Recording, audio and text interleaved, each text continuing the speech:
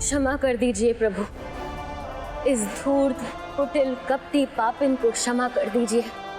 अपने हट में मैंने अनेकों पाप किए और आपने मुझे अनेकों अवसर भी दिए, किंतु मैं ही आपको पहचान न सकी। अपने पुत्रों को तो खो चुकी हूँ, अब कैसे क्षमा मांगू उनसे।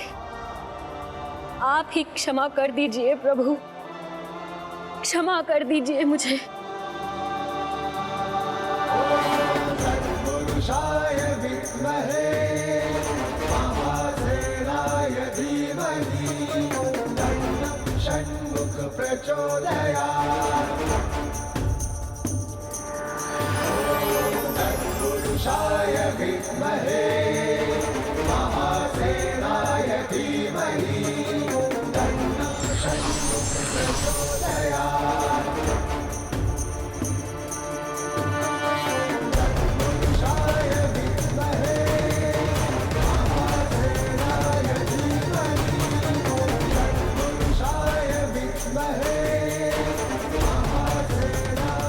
उठिए माते, अपनी भूलों को स्वीकार कर उनका प्रायश्चित करना धर्म के मार्ग पर प्रथम पग होता है। वो मुझसे क्षमा भी पाता है और मेरी दया का पात्र भी बनता है। मैं आपको ये आशीष देता हूं कि आपके पुत्र सुरापद्मन के साथ युद्ध के मेरे ये 6 दिन संसार सदैव स्मरण रखेगा। यह प्रसंग स्कंद शस्ति के नाम से जाना जाएगा और उसकी मृत्यु का यह दिन सुर संहारण के साथ धर्म स्थापना दिवस के नाम से भी जाना जाएगा। देवी, देखा आपने, महर्षि कश्यप का वरदान व्यर्थ नहीं हुआ। जिस प्रकार आज आपने अपने विकारों पर विजय पाई है, उसी प्रकार चंद्र पक्ष के कार्तिक के प्रथम दिन प्रथमई को जो भी 6 महीनों का व्रत आरंभ करेगा, वो अपने भीतर के सभी विकारों से मुक्ति पाएगा और परम ब्रह्म सुब्रमण्यम कार्तिकेय स्वामी की कृपा भी पाएगा।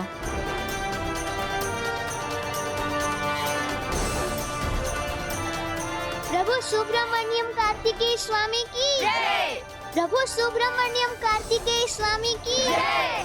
प्रभु सुब्रमण्यम कार्तिकेय स्वामी की जय। सर्वथा अतुलनीय है तुम्हारी भक्ति जयंत, इसीलिए मैं तुम्हें यह आशीष देता हूं पुत्र जयंत कि स्कंद शस्ति का ये पर्व तुम्हारी महानतम भक्ति पर्व के रूप में भी मनाया जाएगा। प्रभु, आप मुझे यहाँ से स्वयं मुक्त कराने आए, मुझे आपके दिव्य दर्शन प्रदान करने की कृपा की है। उससे अधिक मैंने कुछ पाने की कोई आशा कहाँ की थी। प्रभु कृपा आरंभ होती है तो उसकी कोई सीमा नहीं होती जयंत। अभी तो और भी कुछ शेष है। अब तो प्रभु तुम्हें तुम्हारी बहन देवी देवसेना के पास ले जाएंगे। वो हमारी प्रतीक्षा कर रही होंगी। देवसेना,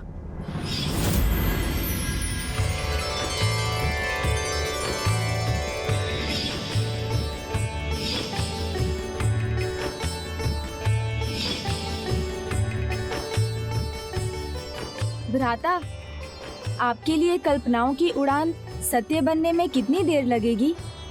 बस एक उड़ान भरकर वहां पहुंचना ही तो है।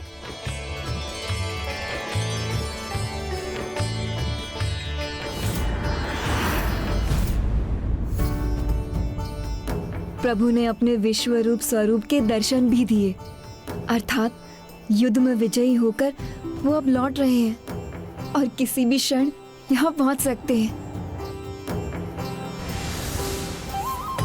असुर संहारक देव सेनापति सुब्रमण्यम कार्तिकेय स्वामी की। असुर संहारक देव सेनापति सुब्रमण्यम कार्तिकेय स्वामी की।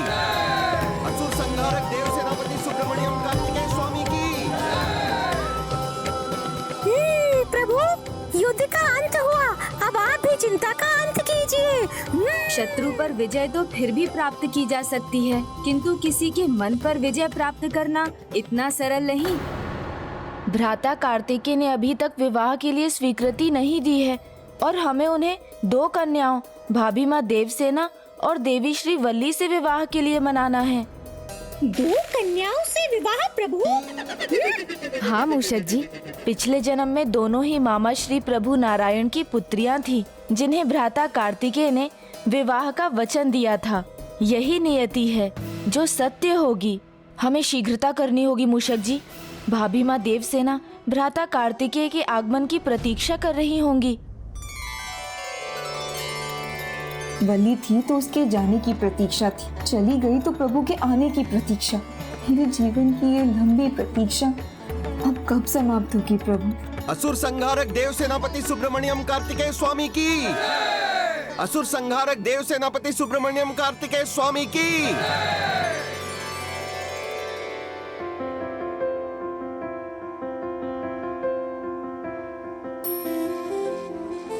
पुत्री,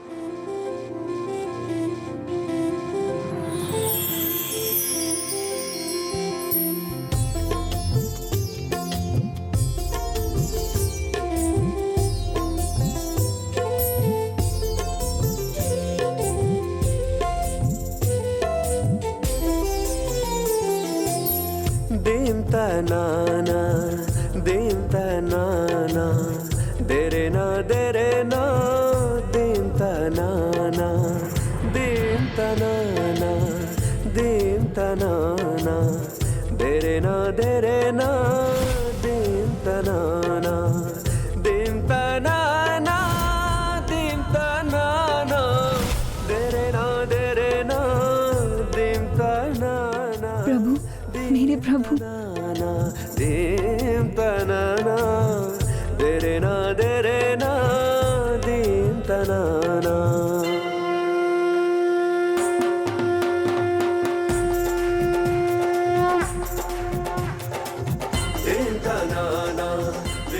कदाचित प्रभु कार्तिकेय को भाभी माँ देवसेना के साथ विवाह के लिए मनाने में अब कोई समस्या नहीं होगी।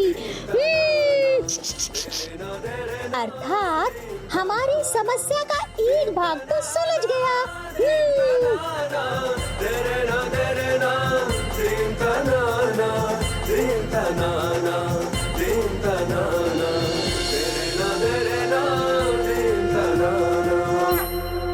दीदी,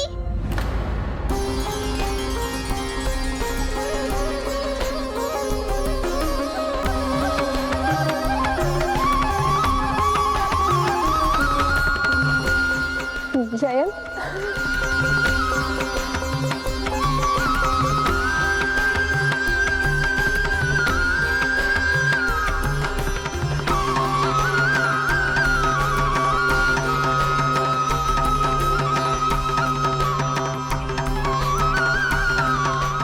दीदी, प्रभु कार्तिकेय की कृपा से मैं सुरक्षित लौट आया। मुझे ज्ञात था प्रभु कार्तिकेय की जिस पर कृपा हो उसका भाग्य उससे कभी नहीं रूठ सकता।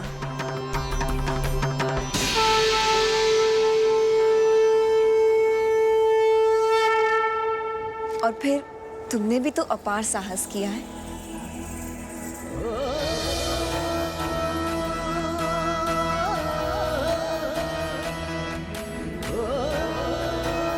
गणेश जी, इन दोनों की दृष्टि और भाव को देखकर ऐसा प्रतीत हो रहा है जैसे धरती और आकाश एक साथ आए हो, जैसे सुगंध और सुमन का एकाकार हो रहा हो। अब और विलंब उचित नहीं गणेश जी, अभी और इसी क्षण इन दोनों के इस भाव को मूर्त रूप दे दीजिए, जिससे सेनापति कुमार कार्तिकेय देवसेना को अपनी भावी पत्नी के रूप में स्वीकार कर ले। उचित शब्द उचित समय और स्थान देखकर ही कहे जाने चाहिए देवराज, तभी उनका प्रभाव होता है। यहाँ कदाचित वो हमारे प्रस्ताव को स्वीकार ना करें, किंतु माता एवं पिताश्री के समक्ष वो उसे अस्वीकार नहीं कर सकेंगे। आप उचित कह रहे हैं गणेश जी, हमारा थोड़ी और प्रतीक्षा करना ही उचित होगा। हाँ, इसलिए अभी हमें शांत रहना चाहिए।